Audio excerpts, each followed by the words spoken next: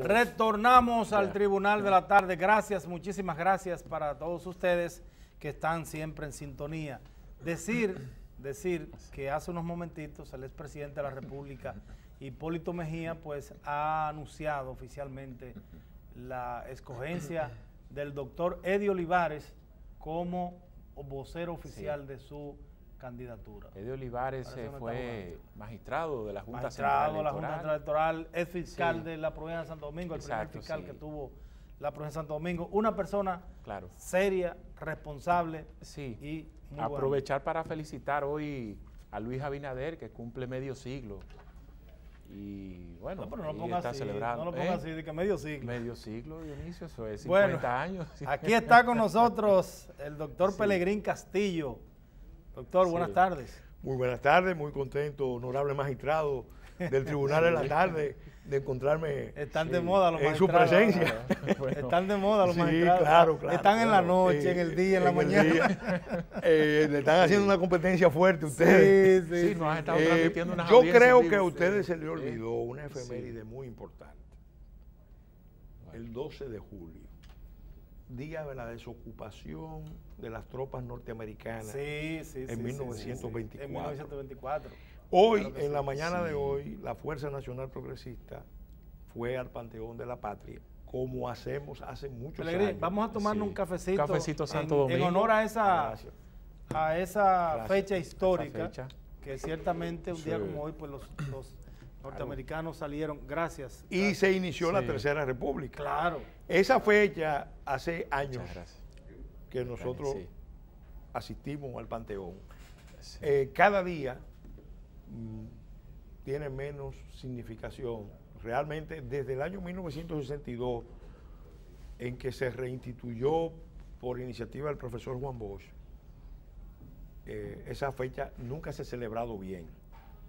Pero en la historia dominicana, en opinión de los más acreditados historiadores, si hay una fecha después del 16 de agosto y del 27 de febrero que hay que resaltar y conmemorar, es la del 12 de julio. Aunque habían otros elementos colaterales y habían elementos de fuerza que supuestamente tenían los norteamericanos para invadir la República Dominicana, su objetivo era, la principal era económica, pero hoy no estamos más endeudados, más comprometidos. Bueno, precisamente hoy yo hablaba de eso, las palabras que pronuncié, que están llamadas a reflexionar sobre la historia, porque la historia es la gran maestra. Claro. Uno busca en el pasado las claves para entender el presente y sobre todo para proyectar el porvenir. Y la verdad es que hace 100 años que se produjo una ocupación del territorio nacional. Después, 50 años después, en el 65, aproximadamente 50 años después, se produjo la segunda ocupación. Y ahora estamos en una coyuntura mundial, regional, insular, sumamente compleja y peligrosa.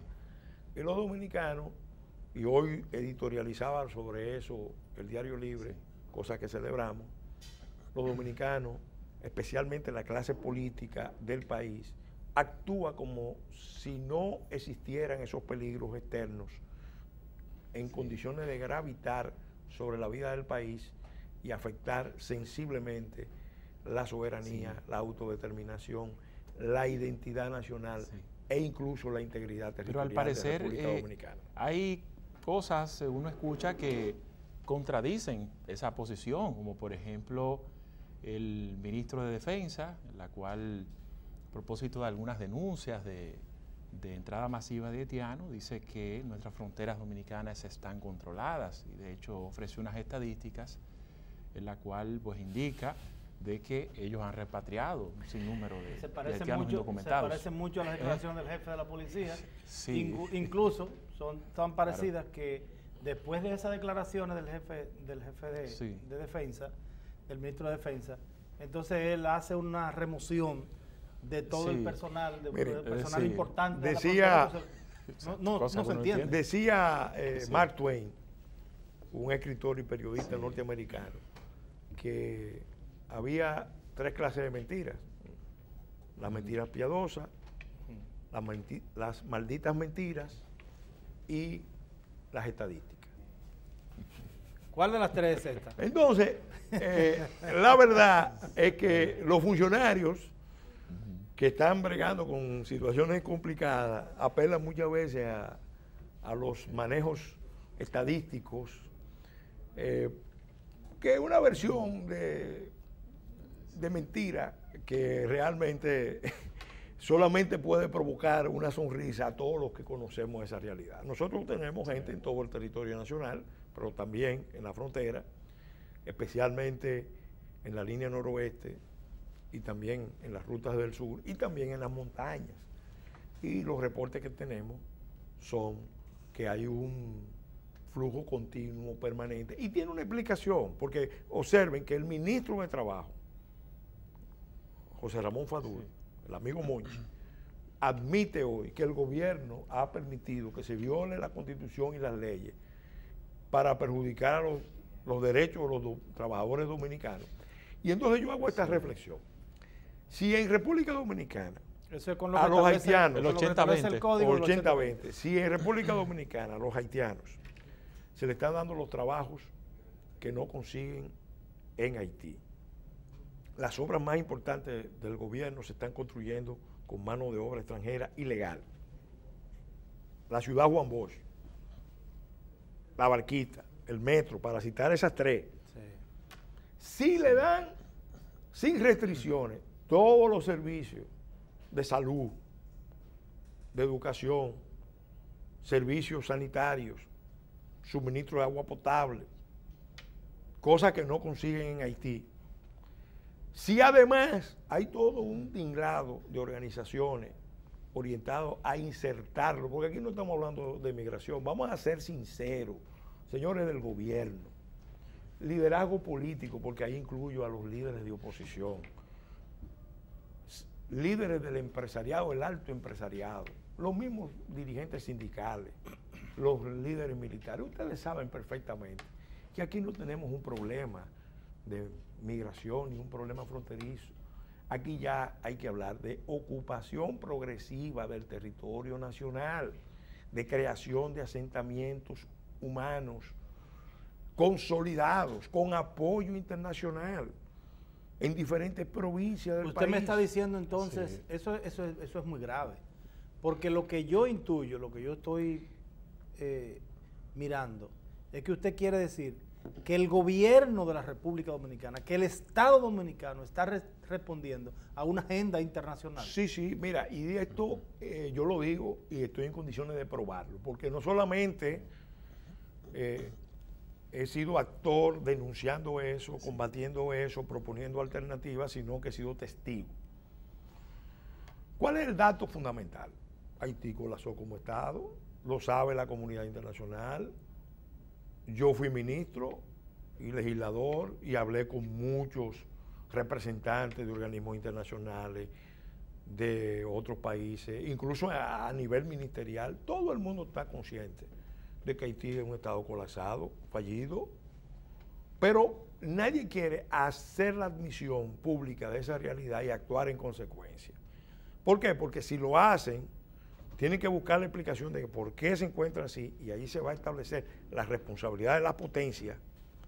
Y por otro lado, porque el esfuerzo que hay que hacer para revertir esa situación, que es el que corresponde, el justo, el moral, cuesta mucho.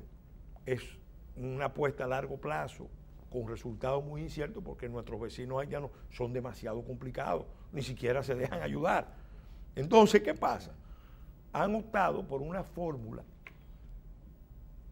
fácil aparentemente, cínica, irresponsable, que no está contando con el pueblo vecino, que es comprometer a las élites locales, de la política, del empresariado, de la intelectualidad, del mundo religioso, de los sectores militares, comprometerlos usando recursos blandos y recursos duros de poder, porque por un lado ofrecen, por ejemplo, la ilusión del dominio del mercado de los 20 millones de consumidores, el mercado más grande para el comercio y la inversión, pero por otro lado también enseñan el garrote la amenaza, el chantaje de que si no hacemos lo que ellos quieren, entonces vendrán retaliaciones. Ahora mismo, ¿qué es lo que está en el tapete? La Comisión Interamericana de Derechos Humanos hace unos meses ubicó a República Dominicana en la lista de países que provocan violaciones masivas a los derechos humanos, junto con el régimen de Maduro y de Raúl Castro. ¿Cuál es la amenaza implícita? Que la mayoría de la gente no lo conoce. Yo sí la conozco porque fui presidente de la Comisión de Industria y Comercio y lo quiero compartir con ustedes. Cuando entramos en esa lista, el Congreso americano, el Senado americano puede tomar la medida de suspender el Tratado de Libre Comercio. Lo mismo eso es lo que ha la advertido Comisión Marco, Europea. tiene que ver mucho con lo que ha advertido Marco Rubio, el senador. La amenaza implícita está ahí. Okay. Y obviamente los sectores de poder económico, que son los grandes beneficiarios del DR-CAFTA y del EPA, no la mayoría de la población, entonces presionan para que en ningún caso se llegue ahí. Entonces, ¿qué pasa? Ese esquema yo lo he denunciado y he dicho, miren, ese es un esquema perverso, es un esquema cínico, es un esquema antinacional que solo favorece la irresponsabilidad de las clases dirigentes de Haití, la irresponsabilidad de las potencias y de los organismos internacionales, que tienen una cuota muy alta en lo que ha pasado en Haití, que es una suma de fracasos, pero perjudica esencialmente a los dominicanos, a la identidad nacional, a la paz y la estabilidad. Aquí están llegando cada día más haitianos, una frontera abierta, y las autoridades tienen miedo a actuar o están comprometidas con esa agenda. Y pudiera dar muchos detalles, pero yo sé que este planteamiento es un planteamiento retador, que lo reitero. Presidente Medina, si no se cambia el enfoque de política exterior e interior con respecto a este tema, usted, que es el presidente actual de República Dominicana, va a ser responsable principal del derrumbe del Estado Dominicano. Yo le he dicho a usted, se lo he dicho al presidente Fernández, se lo he dicho al presidente Mejía, se lo he dicho a la gente del empresariado. Nosotros no podemos seguir siendo el Estado pivote de Haití. Tenemos que tener capacidad de fijar los límites de nuestra cooperación. Ya asumimos más responsabilidades que cualquier otro Estado en el mundo. Y no podemos ceder en cuestiones que son de la reserva exclusiva de los Estados, como por ejemplo la definición de la nacionalidad. Si nosotros cedemos al chantaje, a las presiones de los organismos internacionales, del CIDH y los grupos de poder que se mueven en Washington sobre este tema, nosotros pasamos a ser automáticamente un Estado fallido, de otra categoría, pero un Estado fallido. Una pausa comercial, será breve, porque tenemos otros temas pendientes que trataremos a continuación con nuestro invitado Pelegrín Castillo, como el caso de Brecht, el Código Penal, escogencia de las vacantes Suprema Corte de Justicia, Tribunal Superior Electoral, entre otros.